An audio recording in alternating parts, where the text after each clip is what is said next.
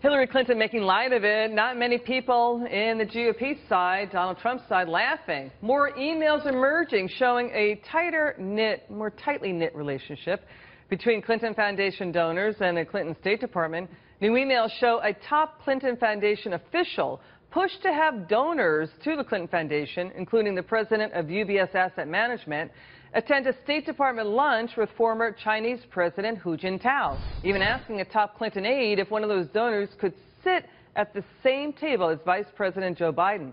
The access question has been going on for weeks, but another report over the weekend that a Nigerian billionaire who donated millions of dollars to the foundation, up to $5 million actually, was denied entry into the U.S. due to concerns over his potential ties to the terror group Hezbollah in Lebanon. And that lends new urgency to that issue. Joining me now, Mark Smith, he's King College Public Policy Senior Fellow, and Jessica Tarloff, a Democrat pollster and strategist. Jessica, Hillary Clinton hasn't had a press conference. I know that she's talked to media. Hasn't had a press conference answering questions from reporters, I think, since December 2015. Much of the story, too, is how the Clinton campaign reacts to these revelations. What do you make of the reaction to it? Is it helping or hurting? I'm not sure right now. I think that, you know, where this all plays out is in the honesty and trustworthiness ratings. And right now, she's about even with Donald Trump. There was one outlier poll that still had him ahead, and she had been ahead for a little while. So the issue is they're both kind of floating in this morass down here about honesty and trustworthiness. And I think that's where we're seeing the effects. I think the Trump campaign is smart to continue hammering this, even though a lot of these claims have been debunked. And, you know, you can go on websites like Charity Watch and see the Clinton Foundation has an A rating, whereas the Red Cross has an A- rating, which I found incredibly interesting because the GOP seems to like the Red Cross a lot. So I think honesty and trustworthiness is where it's hitting hard. And I think that Brian Fallon was right to say that they want all the emails out there. But a press conference, I think it would be a great thing. I think she would do very well if she did it. To Jessica's point, Mark, there's a brand new poll that shows 54% of voters think that Clinton Foundation donors were granted special favors by the State Department.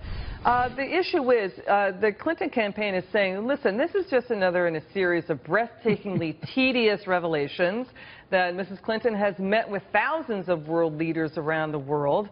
But the issue, too, is that Hillary Clinton said there would be a firewall back in 2009 between the foundation and the State Department. So when these revelations come up, it raises that issue in the voters' mind, no? Yes, of course. Bear in mind that when she testified before Congress, before becoming the Secretary of State, she specifically said that she wanted to be transparent. She wanted to be very clear there was going to be a firewall, and she laid out these supposed ethical rules that, as it turns out, looks like they simply didn't comply with it. And the Clinton Foundation has turned out to be really a slush fund used for travel and parties and the like by the Clinton Foundation. And if I may continue, Jessica, the bottom line is, it's interesting. Jessica talks about trustworthiness. I find it most interesting that every time Hillary Clinton makes a statement, it turns out when they drill down, it turns out not to be true. And what's shocking, of course, is now we're just getting reports just today that some of those emails that supposedly she didn't delete have now come to light, and apparently some of them talk about Benghazi. Wouldn't that have been very helpful to have known back in the day when there were investigations on Capitol Hill? So the point is, I do think this goes to her ability to be honest and integrity and the like. Quickly. I just want to say that, I mean, if you look at PolitiFact, over 70% of Donald Trump's statements are rated as false, mostly false, or pants on fire. Hillary Clinton, 27%. And we'll talk in the green room. Ooh, you guys, I don't want to interrupt a good fight here. It's so on. But you're coming back on, yes, right? Absolutely. So to be continued. Wow, that was fiery.